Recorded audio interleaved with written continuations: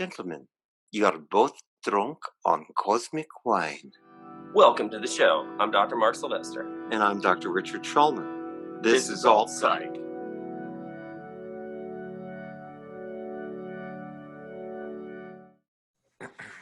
Welcome, everyone. So today we decided to do a part two, a follow-up episode on, what episode was it, Rich? Well, the it world seems has the changed. world has changed. And then you we say, think it's not going back. and is not going back. Well, So- I mean, you know. So I kind of pushed you. I pushed you on this one a little bit because, well, a couple reasons why I pushed you. One, there's so much to cover. We didn't get covered in the first one. That's the easy, simple answer. Two, we talked about how fast the pandemic has evolved, consciousness and behavior and everything, just at this hypersonic rate. And so a lot has happened since we released the first one. But the third thing is we're looking at a second wave.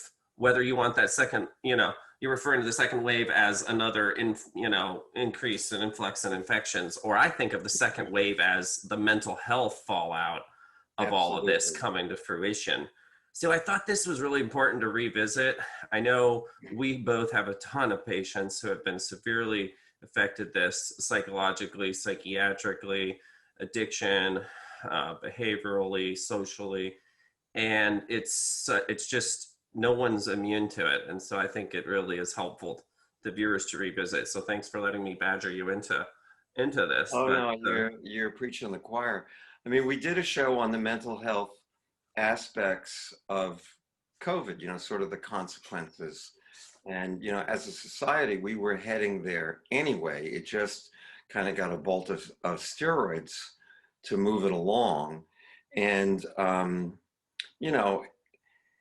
the people that I'm seeing are not talking about COVID exactly, but they're talking about a huge increase in stress and fear, feeling isolated, which is, I guess, part of social distancing, fragmentations in their family, fragmentations within themselves. I'm seeing more dissociative patients than I've ever seen before. Yeah. And I don't think it's because of COVID, but maybe the stress of it has brought up the sort of maladaptive ways that people are coping. Well, and like you said, that was a great episode on the mental health consequences of COVID. That was separate from the world has changed, and it was a good follow-up to it, but so was the collective unconscious. And maybe that's why it's one of the reasons why it's permeating everyone in a stinkier way.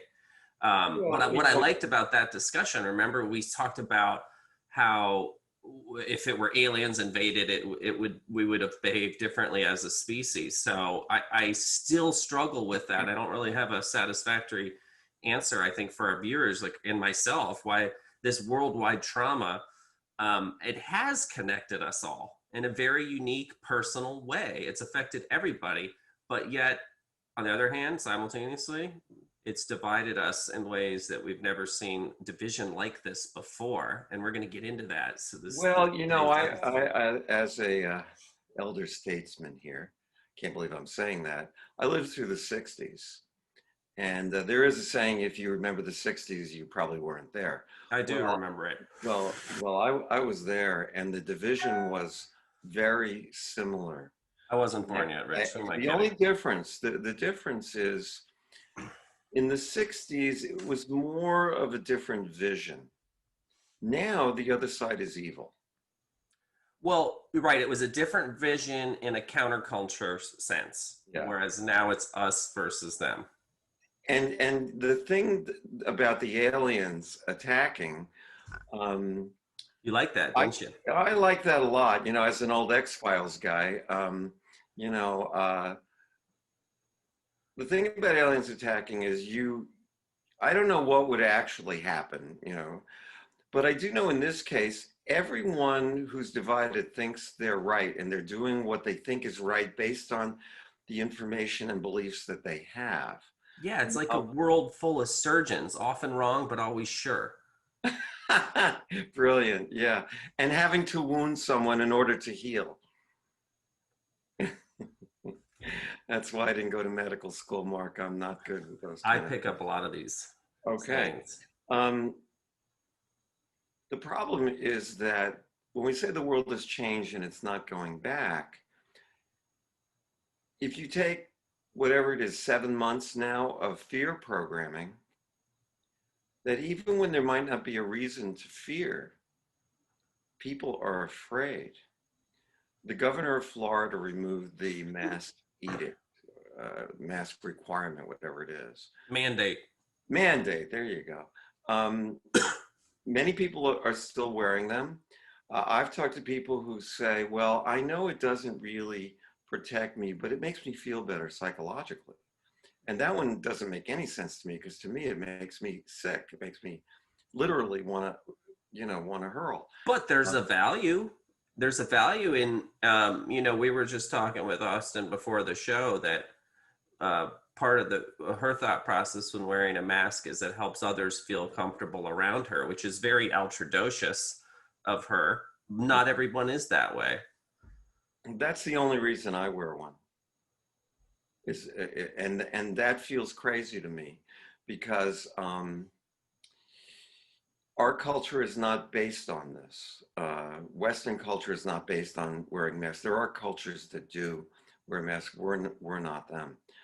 And I think for children, this represents something really scary. Kids being afraid to go to school because they're going to die. Or kill their family member. So something like that. And the whole idea of social isolation as a cure for something is very problematic, because human beings are pack animals. We need the pack, we need touch. Well, and one other form of quarantine, like remember with tuberculosis or leprosy, right?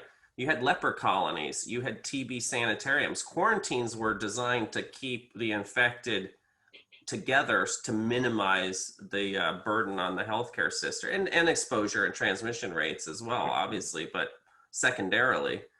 Well, because the main transmission of this pandemic is fear. Excuse me. We don't really know. There's so much we don't know. And when there's uncertainty, people want some kind of reassurance and structure. So somebody gets on TV or on the internet and says, well, I'm the head of the Department of Redundancy Department, and I'm going to tell you what you need to do to survive this. And it may be ridiculous, but people are going to go, okay, I really want to survive. I'm going to listen to this guy. They're not very discerning at that point. And this is part of the world has changed, is the level of censorship that we're having right now. In the guise of this is science. To me, science is about debate. It's about interpretation of results. Any scientist would agree with that. There's no debate anymore. You do it our way or we censor you. And, when in the history has there ever been, of our country and our medicine, have physicians not been able to use a drug off label, and it gets, governors of the state say you'll lose your license if you use this drug? Not in my career. I've never seen it. I've never heard of it. And that's what came up, and that it would be censored, the discussion of things like hydroxychloroquine. To me, the issue is let's debate it. Sunlight is the best disinfectant. If somebody's a Looney Tune, well, it'll come out in the wash, so to speak. And what has happened, and I got to give Mark Sylvester credit for this one. He said that this is like wildfire. Oh, but don't steal my metaphor. I'm giving you the credit, man. That's not even a segue, man.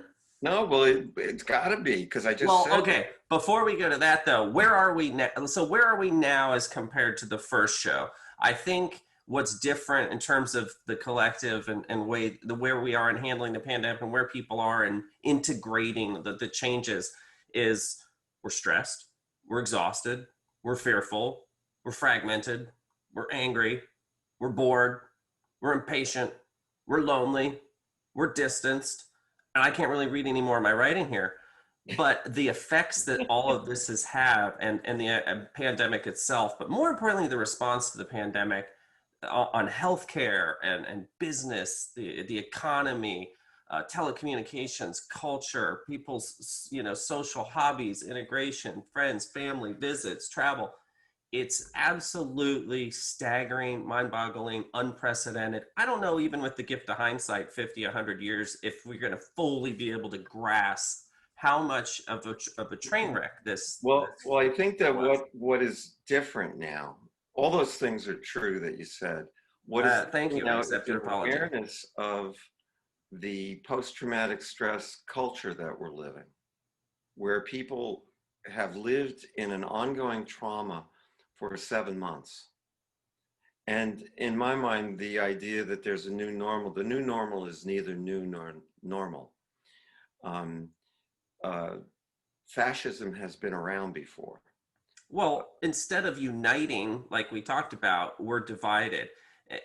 Because we're stressed, we're regressed. Instead of the social distancing, we added psychological distancing. And I think that's what you're saying. It's kind of like this scientific materialism versus an awakening, a spiritual evolution.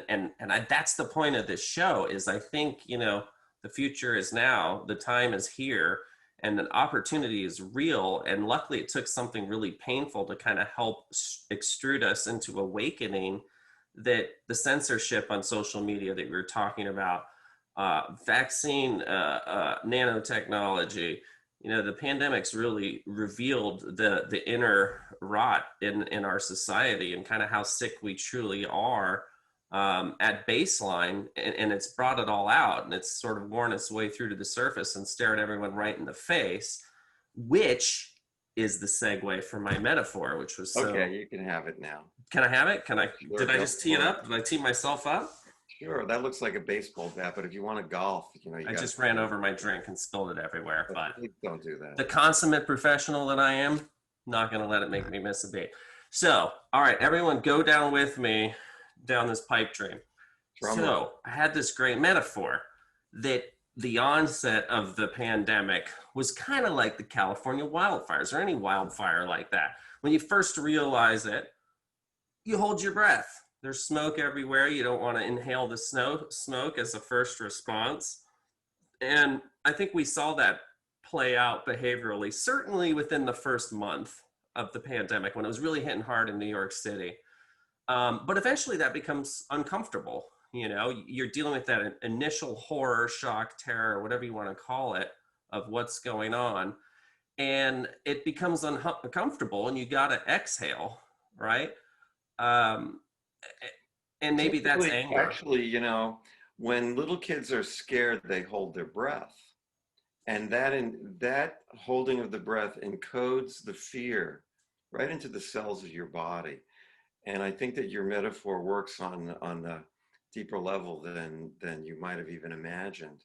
Yeah. Because exactly what's going on is that people are literally holding their breath and, they're starting to turn blue, I think. They turn blue. Eventually they're forced to exhale. And then what happens? The next breath in is filled with a bit of wildfire smoke.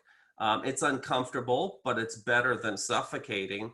And so we've kind of been going through this sequence of events psychologically with my wildfire metaphor. And it makes me think of Elon Musk and what he called a no-win scenario. And I like that because like we were talking about before the show, it reminds me of the old Kobayashi Maru. Well, I know I don't believe in the no-win scenario, and neither did Captain Kirk. Yeah, wait, hold on, Captain Kirk. Tell the viewers what the Kobayashi Maru is for all of our non-Star Trek geeks. It's a test they gave all the Starfleet cadets. They gave them a no-win. Captains. Oh, it was only captains. Only the captains. I thought all the cadets had to do it. Anyway, nope. Captains, cadets, whatever. They had to face a scenario where they couldn't win, and they had to see how they reacted to that. And of course, Captain Kirk didn't believe in it, so he reprogrammed the computer so it wouldn't, so he could beat it. And then, of course, he had to face it in his own life. That was sort of their thing. So the unwinnable scenario, that the purpose of the test then is to really see how the captain makes command decisions and, more importantly, behaves. The response to the situation, knowing, the most heroic thing I can think of would be like 9/11, them steering the Shanksville, Pennsylvania plane away from its intended target or a metropolitan area. You know, it takes a certain amount of captain's courage to realize I'm dying in either event. This is a no-win scenario, but I'm going to continue to do my duty and do an honorable thing and save other people's lives. That is a true test and measure, I think, of the captain. And that is the level of decision making and opportunity we all have individually and how we behave and how we comport ourselves in swallowing the information and seeing what behavior comes out and what's going on inside us, the fear and the terror and the illness. People are sicker now with other things, even other medical illnesses, because they couldn't get care because they're so stressed. They're getting more opportunistic infections. Mental health is obviously the tip of our iceberg that we're seeing, and I think that is the second wave. And I don't believe in a no-win scenario either. I don't know if I'm smart enough to reprogram the matrix and make the pandemic never happen. But we are smart enough to really realize, okay, we're in some thick wildfire smoke here. We've got to still breathe. What's the best, safest, most logical way to do that, to get through this and come out on the other side with some fresh air and actually more skills and knowledge and wisdom that we won't ever forget as a society, as a nation, even in another 100 years when the next pandemic comes rolling through. Actually think about it a little differently now. Every spiritual path has its initiates and its initiation. So what does an initiation do?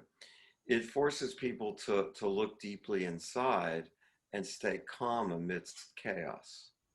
Because in the end, that's what, when you're an initiate in a spiritual movement, it's kind of like being a professor. It's a title of honor and respect. We're all being initiated into tremendous chaos, tremendous change. What we have to figure out is how to stay calm amidst it and make good decisions, kind of like the captain in the Kobayashi Maru. The idea is you're in chaos, can you make a good decision within that chaos, or are you going to be emotionally hijacked? Exactly. And it appears that our culture has been emotionally hijacked. And I think that's the really big danger here. The COVID-19, this coronavirus pandemic has really revealed where we are weak, where we thought we might have been strong. Our healthcare system has been shown to be really lacking. The politics has been devastating. The media has shown itself to be basically bought and sold. Well, back to the politics that you just said for a split second. That's another thing that's different now during the second wave than when we first did the first show on The World Has Changed, because that politics pressure is real. And I think sort of like the pandemic that people know is out there, but they're not connecting it to what they're feeling in their heart, or how it's hard for them to take a deep breath without it catching, or they're just more irritable and stressed. They're not making that direct connection. I think that's added onto it, this political climate. And we're shooting this about 3 weeks before the general election. And I think this is really the perfect time for the show, and when we're seeing the peak of this second wave, and why now is the time, that the power of now has never been greater, because now is the time we can break from the mistakes that we've made. We can learn from the opportunities that are revealed, like you said, and the breakdowns of our society on many levels, and how to make good come from it. It's really the best move here. Well, the problem is that both sides think they are doing that by vilifying the other side. Why do you got to be a buzzkill? Well, no, I'll bring it back. Don't worry. But you're right. That's actually why we are doing this podcast. Is we would like to bring kind of a different perspective. I remember long time ago there was a local metaphysical store that I used to frequent, and They were going to do bring some Buddhist group in, and I called the owner and said, "You realize this group is advocating the death of the Dalai Lama?" He said, "Well, what do you want me to do?" I said, "I want you to think. I want you to think before you you do something. You know, think of the ramifications, think of the impact on people." Um, we're not thinking. We're living in a fear reactive mode, so we don't respond. You know, this is like little kids in a schoolyard. You know, I'm taking my ball and going home because I don't like what you said. You know, and we're kind of reaching a point where we're looking at so-called science. Everybody says, look at the science, but the science has become a religious cult. I go back to the idea that, to me, real science is about a debate. You present your data, and then serious people have a debate. Okay. Recently, this Great Barrington Declaration came out, and right away, some of the media platforms censored it. It was three very serious people, three scientists from like these real, you know, sort of fly-by-night institutions like Oxford University and Stanford University and Never heard of Harvard them. University. I know no one's ever heard of them. So they decided to shut these people down instead of let's debate what happened. Let's look at some real data. We have more data now. And yet it appears that our leaders are not looking at it. And that's a real problem. And I understand why they're not, because they are doubling down on policy. It's detrimental to their case. Yeah, they want to get reelected. They want to, you know, and I understand that. That's what they're there for, I guess. But I think that what we're looking at, and we will be discussing this as we move forward with our podcast, what does it boil down to? We want a spiritual evolution so that we can actually talk to each other. And we're running into this scientific materialism. If we can't measure it, it doesn't exist. You and I both know that sometimes the great healing, especially we work extensively with addiction, the great healing is often spiritual. Oh, just And, wait and till we get into our non-ordinary mind series. We're going to be going down the rabbit hole and digging side tunnels. absolutely. And it's what we love. The So, reason to do this is because we love that material and it makes sense to us and it's meaningful. Because if you ask people what's the biggest loss right now, I think it's going to say that they've lost meaning in their lives. so that's what I was about to say. So what do the people do that are ready, that are awakening, that are ready to say, I don't like me, I don't like society, I don't like the status quo, I don't like mainstream media, I don't like, they're just fed up, unhappy, restless, irritable, discontent. What's our advice? How do they change? Well, I think number one, they got to get off the fence. I wrote a song a couple of years ago called Everything is Changing, which was kind of apropos. Everything is changing, moving so fast. Life is rearranging, nothing like the past. Everyone is struggling, sensitive, unsure. Fog and fantasy make you insecure. It's going to work out. You just don't see it yet. See, he's dancing already. I could play the I hear song. it to a rap beat. Sorry. Nah, I'm too rock and roll for that.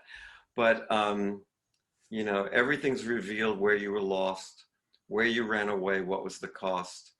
Everything's confusing, doesn't make sense. What you have been losing sitting on a fence. I think a lot of people have been fence sitting with all this. They've been letting other people do their homework for them. Where's the meaning? Well, I get a lot of meaning from the people I work with, from my children, from my friends, you know, from my partner. There's a lot of meaning out there, but we have to talk to each other. We have to not assume that the other person's either evil or they totally agree with us. Um, you know, there's a great line in the movie, one of my favorite movies, Good Will Hunting, where the kid, Matt Damon's character, says, well, I broke up with her while she was still perfect. And Robin Williams' character says, who maybe broke up with her while you were still perfect, says, let me save you the tension. Neither one of you is perfect. The question is, are you perfect for each other? And I think we have to find that space where we can really be with each other. I think there's far more that unites us than divides us. But as long as we're looking for what divides us, we will find it and we'll be yelling Right. at each other. And as the bumper sticker says, change begins from within. And I think, between that, maybe having the viewers put their ear really close to their speakers right now so I can shout in their ear, wake up! Wake up. Think for yourself, think critically, think what is your purpose and meaning, what good can come from this. Now is the time. I think we're ready as a society to move forward, to move into the next phase, phase And of I would say acceptance. And take responsibility to do your own homework. Don't just jump because somebody says jump. Do your own homework. I think that the great teachers kind of show you how to learn. It's not about giving you what to learn, they show you how to learn. If there's anything that I would give to people is, how do you discern something good from not so good?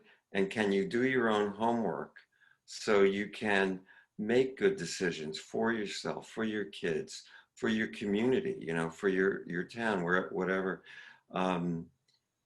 It's not happening, and people making the decisions may have an agenda that doesn't fit with you. So I'd say do your own homework.